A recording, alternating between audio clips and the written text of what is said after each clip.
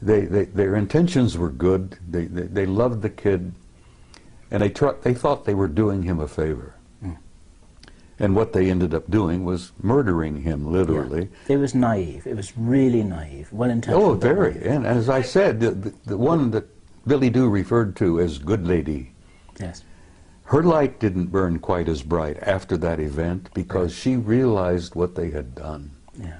But is it possible, using that as a metaphor, this is a story that was built into the Brookings report, and we have to assume that somewhere there are a lot of very smart people, some of whom are well-intentioned, who are taking that into account and planning disclosure with that in mind. Do you believe that it's possible that it could be accomplished well? Yes, it's being accomplished as we speak. Right. As you remember, I went on to tell you that a blunt announcement is not what the people are ready for. Yeah. But they are enduring what I call an ongoing disclosure, a process that's been underway for over 20 years now, maybe longer, where they are being prepared through what I call subliminal education, through movies, books, novels, magazines, you know, even games. To say nothing of Project Camelot and Bob Dean. Well, Project Camelot, honey, as I said, you guys have had an impact on the world that I don't even today really think you two grasp. Your impact has been overwhelming. Well, let me tell you the letters we get. We get letters, we get people coming up to us saying we changed their lives. Exactly. Saying they started from zero and that we opened this for them and they basically are growing in leaps and bounds and they come to us and thank us. Okay, this is the keynote, is that they thank us for that. And I have to say that we cannot look at Billy Doo, if that's his name, as just a physical body. You talked about eternal beings. This is a soul who came to the planet in a certain state, on a certain level of awareness. Now, prior to Billy Doo being in Papua New Guinea, he could have been any number of other places, and he was probably a starbeing to begin with. Yeah. And there's also the aspect that this kind of thing could have been targeted to maybe the person that was least prepared in that group of people that he was among to handle these kinds of things. You see, I think Margaret Mead, who I believe was the one who delivered the story of Billy Doo. Who was an Illuminati, yes. Yeah, she was an incredibly bright lady, and she had had years and years of experience working with primitive societies. And I think she was the one responsible for getting that into the study. Yes. And yes, Billy Doo could have been prepared. And can we hear about the people that this changed in a brilliant and wonderful way, whose lives were saved because of it? Because I had a young woman come to me just about a half hour ago, and she's from Puerto Rico. And she said, I have a child, and he is a crystal child, and you saved my child's life. That's what she said. Well, I'm not surprised. And she said, because you interviewed, in this case, it was Jessica Schaub. Regardless of what you think about Jessica's information, and she was, you know, she was young and inexperienced at the time I interviewed her, but there are children out there who saw the mirror of themselves in her awareness and her willingness to embrace this cosmos of which we are a part. And so what I would submit to you is, here we are in 2011, that human consciousness is almost like an animal that's growing as a unity in leaps and bounds, okay, at this time. And you know that we have incredible energies coming into the earth facilitating this growth at this time, unlike any other time in history. And there are many scientists, people like Paul Laviolette, who can substantiate that scientifically for the people that are listening. But the point is that we can't go back to the Brookings report because it's no longer applicable. Well, if it ever was. It is still national policy, Yes, whether you like it or not. But those are incredibly conservative old men who actually need to be booted out of office. And they're Whether not you think running they should be anything. booted, I agree with you that there are hundreds of thousands of them who should be booted out of office. I've known hundreds of them in my own time. Now, Carrie, I don't disagree with you on what you're saying. That's all. Well, the only disagreement we may have is the timing. Absolutely. Have you noticed the people taking their revolution into their own hands lately? Of course. Okay, these That's people part are of an not expansion. just ready. That's part to of an change the expansion of world. mass consciousness. Exactly. That was inevitable. Absolutely. And some of the philosophers have been predicting that for years and years. And let me tell you something else. You ain't seen nothing yet. And I believe agree- you. I Just agree hold with on. I believe you. The next 10 years. I hope the hell I'm not here. I want to go home, really. I'm tired. But the next 10 years are going to confront you with things you wouldn't have dreamed before. that. Absolutely. Now, Rich Dolan just did a wonderful speech. He did. He always does. Yes, he does. And he talked about the fact that there is a almost separate society out there. There is. You could even call them a rogue secret military group who has created a whole society that is based on technology that is not in the public domain, that is based on concepts, robotics, nanotechnology, Genetic they manipulation. absolutely, and they have money galore that they've basically stolen, secreted, taken from drug money, and supported these black projects that we at Project Camelot have been pursuing and interviewing people about. Projects for the 5 years American now. people have been financing for years Absolutely. without even knowing it. So the point I'm trying to make here is that if you look at the earth and you look at humanity, we have two groups. We have a rogue group that is living, maybe we even had a witness that said 10,000 years ahead of this group. So you've got the masses of humanity here, and you've got this rogue group that's flying interluminally.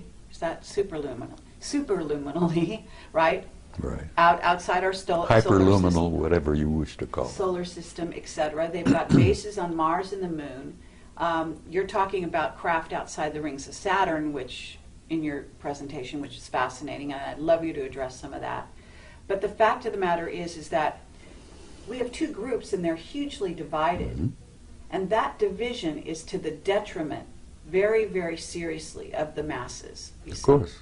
And so it's bridging the gap that we're all about as a world at this time, in my view.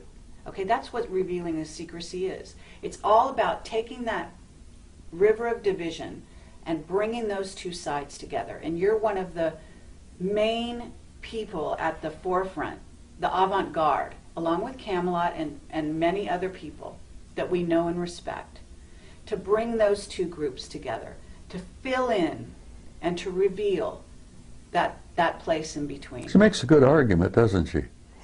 Do you believe that there are enough white hats behind the black curtain to really be able to make a difference now that couldn't have been made 10 years ago? Yes.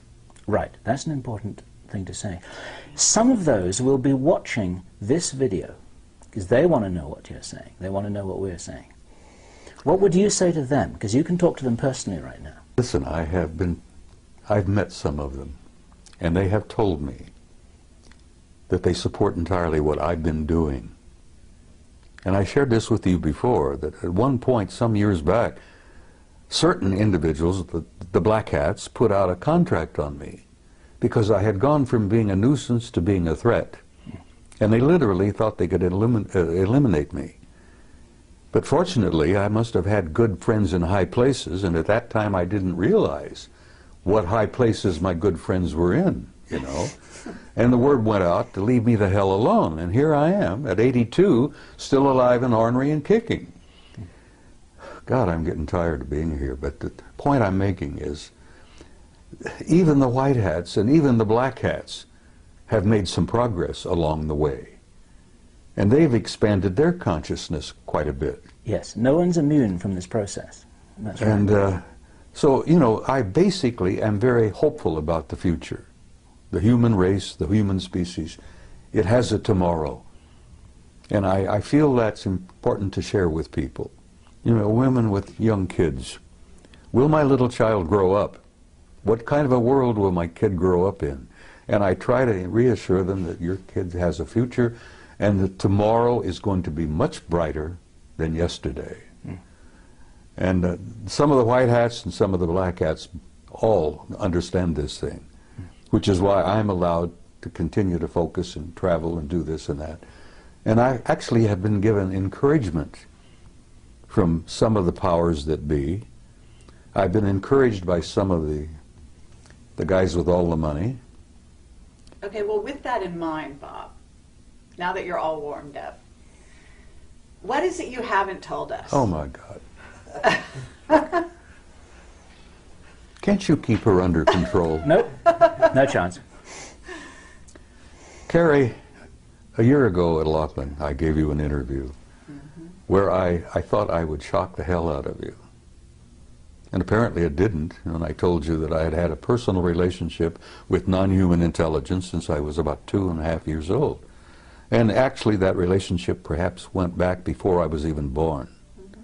And I So have we. thought, well, I know you have, and everybody has had a relationship. Lots. The point is that half the people don't even begin to, they don't want to know the answer to that. And when it all began to dawn on me, the implications of it were pretty overpowering. But I gave you that interview and I thought, well, this will be the end. You know, nobody's going to pay a word of attention to me after this. They'll think the old coot's gone over the edge. He's lost it.